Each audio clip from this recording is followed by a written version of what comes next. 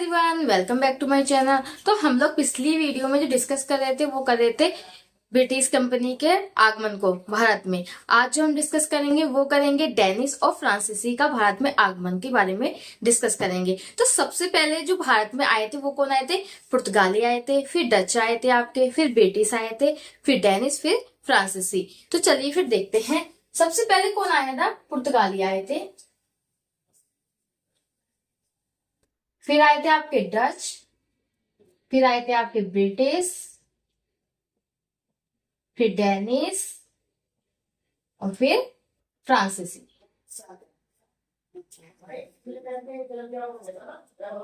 तो अंग्रेजों ने क्या किया कि पुर्तगाली सबसे पहले इन्होंने क्या किया कि अंग्रेज का मकसद था भारत में आकर के व्यापार करने का एक तरीके से, और अपने व्यापार को विस्तार करने का, अपने व्यापार को ज्यादा से ज्यादा फैलाने का, और एक तरीके से ज्यादा जितना ज्यादा हो उतना मुनाफा कमाने का था। तो इन्होंने सबसे पहले क्या सोचा अंग्रेजों ने कि पहले पुर्तगालियों को एक तरफ किया जाए, उनको अपनी साइड किया जाए। तो पुर्तगालियों के साथ क्या किया उन्होंने कि पुर्तगाल की जो राजकुमारी थी कैथरीन, उसका विवाह किसके साथ करा दिया था? ब्रिटिश के जो राजा थे, ब्रिटिश के जो राजकुमार था, मतलब ब्रिटिश का राजा या जो भी राजकुमार था, जो क्या था, चार्ल्स द्वितीय, इसके साथ क्या किया था? कैथरीन का विवाह करा दिया था। तो एक तरीके से क्या हो गया था, अंग्रेज और पुर्तगालियों में एक तरीके से संबंध हो गया था। तो इनका क्या हो गया था, जो विस्तार करने का, जो मतलब एक तरीके से व्यापार का विस्तार करना, मुनाफा करने, मतलब कोई भी एक तरीके की समस्या ना आना था। तो पुर्तगालियों को तो इन्होंने एक तरीके से क्या कर दिया था, एक तरफ कर दिया था, इनको कोई समस्या नहीं हो सकती थी। फिर क्या हुआ कि डच आए, तो डच से इन्होंने क्या किया कि 1759 में, सॉरी 1759 में क्या हुआ था कि बेदरा का युद्ध हुआ था। क्या हुआ था? बेदरा का युद्ध हुआ था। और इसमें क्या हुआ था, अंग्रेजों की विजय हुई थी, अंग्रेजों की विजय हुई थी और डच क्या हुए थे, इस हार गए थे। तो इसमें क्या हुआ था कि जब बेदरा का युद्ध हुआ तो इसमें क्या हुआ कि अंग्रेजों ने डचों को भी क्या एक तरीके से क्या कर दिया था, साइड कर दिया था, और अपने व्यापार में एक तरीके से क्या मुनाफे पे मुनाफा कमाए जा रहे थे। आज जो हम डिस्कस करेंगे वो करेंगे डेनिश और फ्रांसीसियों के बारे में। तो डेनिश के बारे में इतना ज्यादा आपका नहीं है, ठीक है, और आगे फ्रांसीसी के बारे में डिस्कस करेंगे। तो चलिए फिर स्टार्ट करते हैं। डेनिश, डेनिश क्या थे? वो एक तरीके से डेनमार्क के क्या थे, वो निवासी थे, जो 1616 ईस्वी में कहाँ आए थे?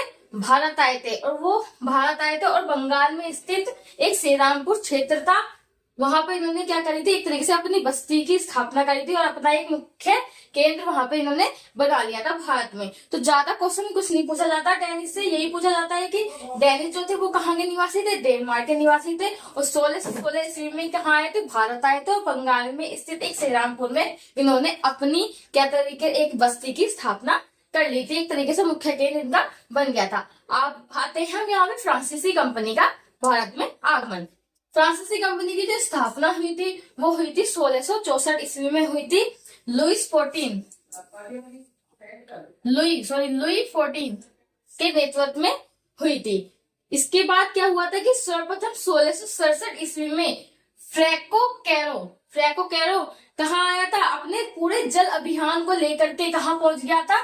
सूरत पहुंच गया था। और सूरत पहुंचने के बाद इसने क्या किया, अपनी फैक्ट्री की एक तरीके से स्थापना कर दी थी। फ्रांसीसी ने अपनी फैक्ट्री की स्थापना कर दी थी।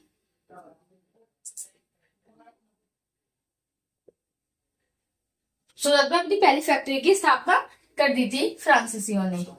फिर क्या हुआ कि 1673 ईस्वी में बंगाल के सूबेदार, कौन थे? बंगाल के सूबेदार शाइस्ता खान से अंग्रेजों ने क्या किया कि जमीन को लेकर के शाइस्ता खान से फ्रांसीसियों ने शाइस्ता खान से जमीन को लेकर के एक तरीके से क्या किया, इन्होंने अपने व्यापार को अधिक से अधिक, इन्होंने अत्यधिक क्या किया, एक तरीके से विकास किया अपने, क्या कहते हैं, फ्रांसीसियों ने भारत में। फिर नेक्स्ट पॉइंट पे आते हैं कि 1701 ईस्वी में फ्रांसीसियों ने कहाँ पे? पांडिचेरी में कहा क्या किया, अपने एक तरीके से मुख्यालय की क्या करी, स्थापना कर दी। कहाँ कर दी?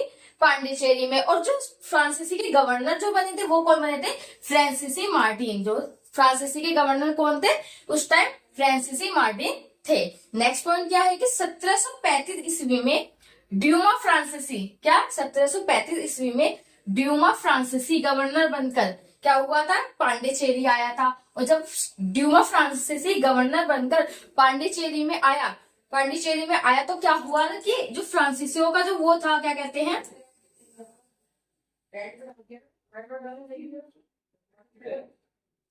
फ्रांसीसी का जो व्यापार था उसमें क्या हो गया था, एक तरीके से बहुत ज्यादा क्या हो गया था, विस्तार हुआ था, विकास हुआ था। एक तरीके से इनके व्यापार में क्या हुआ था, सबसे ज्यादा विकास हुआ था। तो ये डेनिस और फ्रांसीसियो के आपके क्या थे, आज की जो थ्योरी थी, ये आपकी थ्योरी क्या हुई, कंप्लीट हुई। अब जो इससे आगे हम पढ़ेंगे वो अंग्रेजों के बारे में पढ़ेंगे, क्योंकि अंग्रेज का जो हमारा शासनकाल रहा है वो आपका ज्यादातर रहा है भारत की आजादी तक, अंग्रेजों का पूरी तरीके से शासनकाल रहा है। पुर्तगाली जो थे वो सबसे पहले कौन, पुर्तगाली आए थे, सबसे बाद कौन गए थे, पुर्तगाली ही गए थे। 1947 में हमारा तो भारत आजाद हुआ, तब तक तो अंग्रेज रहे।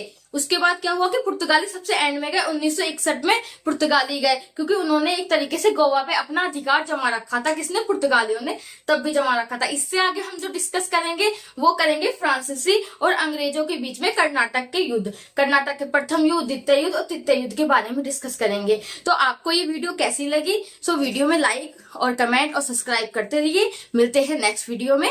Thank you.